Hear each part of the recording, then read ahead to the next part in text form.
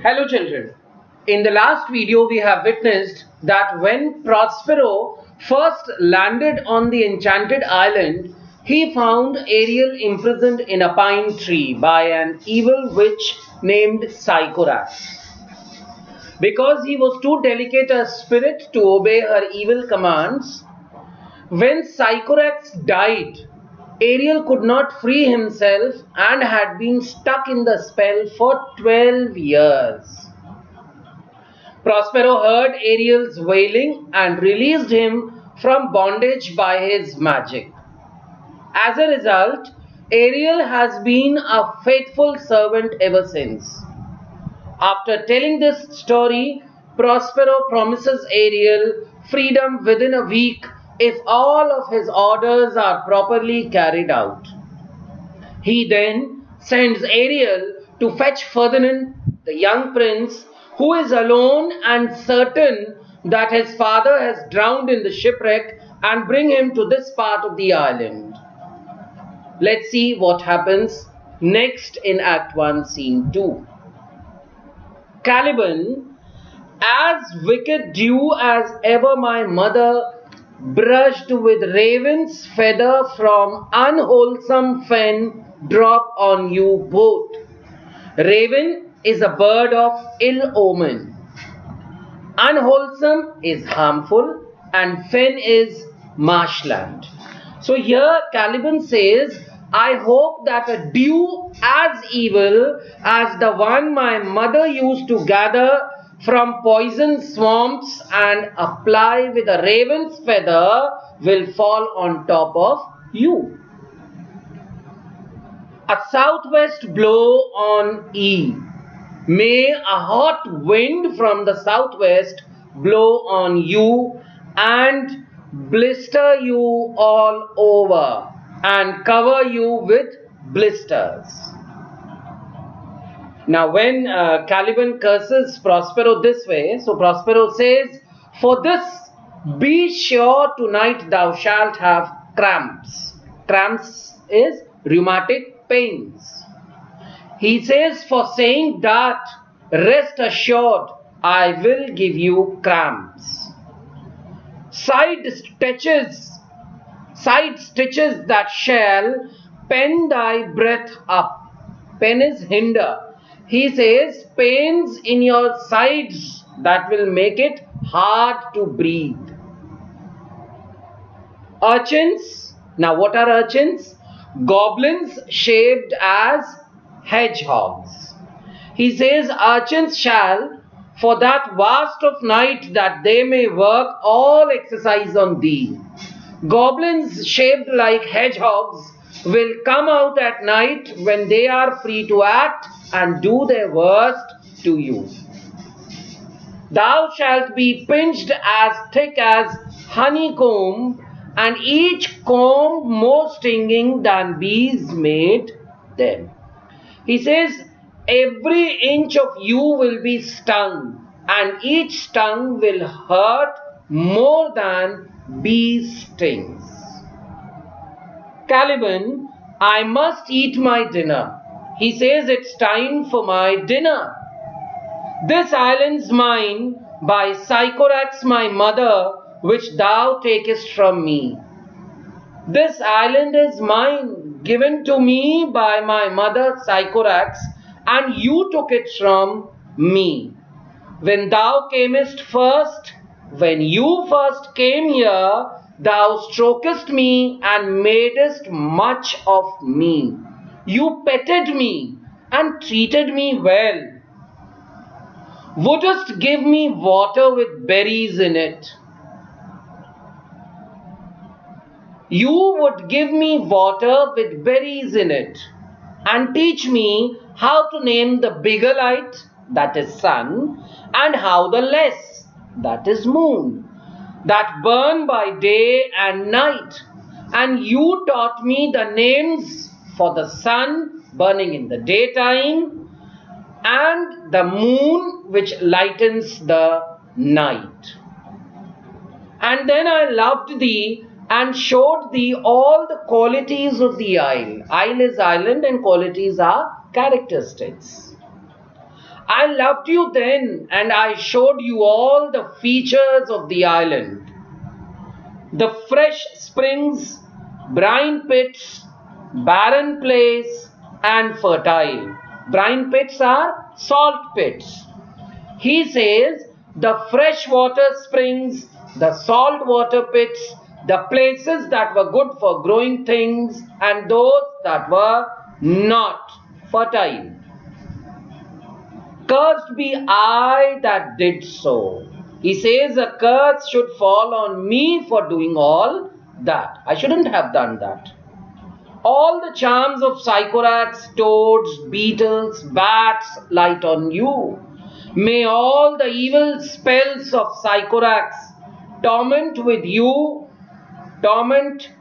you with toads, beetles, and bats. For I am all the subjects that you have, which first was mine own king. I am the only subject you have on this island, where once I was my own king. And here you stye me, stye means confine, and here you stye me in this hard rock, whilst you do keep from me the rest of the island. And now you keep me confined here in this cave, and don't let me go anywhere else on the island. Prospero says, thou most lying slave, you lying slave, whom stripes may move, not kindness. Stripes, strokes of a whip, lashes. He says, who responds only to whipping and not to kindness. I have filled as thou art with human care. He says, I treated you kindly and humanly. Abode slave. Abode is what? Disgusting. He says, you disgusting slave, which any point of goodness will not take. Means you are completely resistant to any effort to make you good, being incapable of ill, and are instead capable of every evil thing. I pitied thee, took pains to make thee speak, taught thee each hour one thing or the other. He says, I pitied you, I made the effort to teach you to speak and taught you some new thing nearly every hour. When thou didst not savage, know thine own meaning, but wouldst gabble like a thing most brutish. Gabble is talk without meaning. He says, when you savage didn't know the meaning of the words you were speaking and would babble like some beast, I endowed thy purposes with words that made them known. He says, I gave you words that would let you make your desires understood. But thy vile race, vile is wicked, though thou didst learn, had that in it which good natures could not abide to be with. But even though you learned, your evil nature made it so that people who were good could not stand to be with you. Therefore wast thou deservedly confined into this rock, and so just as you deserved, you were sent to live in this cave, who hadst deserved more than a prison, which is a more suitable place for you to live than a prison would be. Caliban, you taught me language, and my profit on it is I know how to curse. You taught me language, and all I gained from it is that I know now how to curse. The red plague rid you for learning me your language. Red plague is leprosy. He says, may you die of the plague for teaching me your language. Why did you teach me your language? Prospero Hag seed hence. Hag seed, you are the son of a witch. Just go away from here. Fetch us in fuel and be quick. Thou art best to answer other business. He says, bring us firewood and you would better be quick because I have other work for you. Shruggest thou malice? He says, do you shrug your shoulders now as if you want to refuse my orders, you evil thing?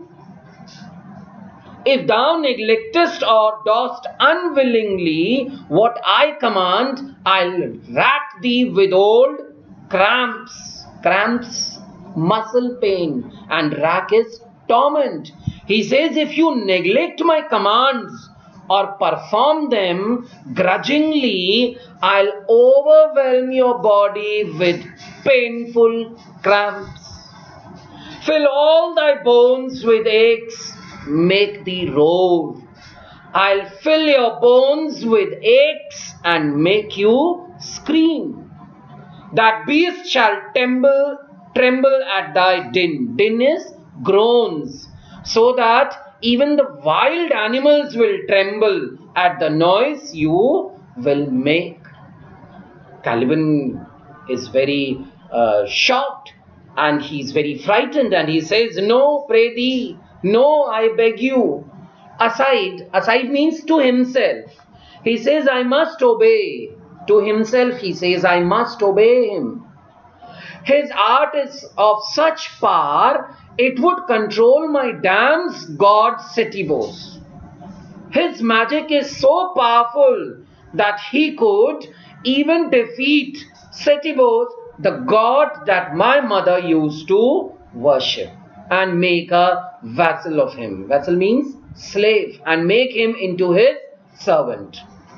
Prospero says, so slave hence. Well then, slave, go from here and exit Caliban. Caliban exits from there, re-enter Ariel, invisible, playing and singing, Ferdinand following. Ferdinand enters with Ariel here, who is invisible and is playing music and singing. Ariel's song, Ariel is singing here, come unto these yellow sands, come onto these yellow sands, and then take hands, and then take my hands. Curtsied when you have and kissed. Curtsied means bowed. When you have curtsied and kissed, the wild waves whist. Whist means silent. He says the wild waves into quietness, foot it featly here and there. Featly means gracefully. Step lightly here and there, and sweet sprites the burden bear. The burden bear means join in the chorus. He says join the chorus. And sweet sprites the burden bear, and sweet spirits carry the burden. Hark, hark, listen, listen. Burden dispersedly within bow wow. Now spirits dispersedly within bow wow. The watchdog bark. Watchdogs bark. Burden dispersedly within bow wow. Hark, hark, I hear. Listen, listen. I hear the strain of strutting chanticleer cry cock a diddle do. Listen, listen, I hear the song of the strutting rooster who cries cock a doodle doo.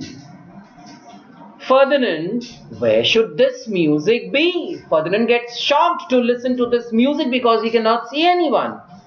He says, where is that music coming from? In the air or the earth?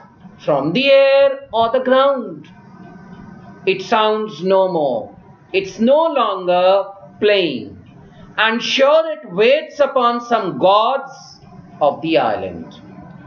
He says, probably it plays for some god of this island. Sitting on a bank, weeping again, the king, my father's wreck. Wreck means shipwreck.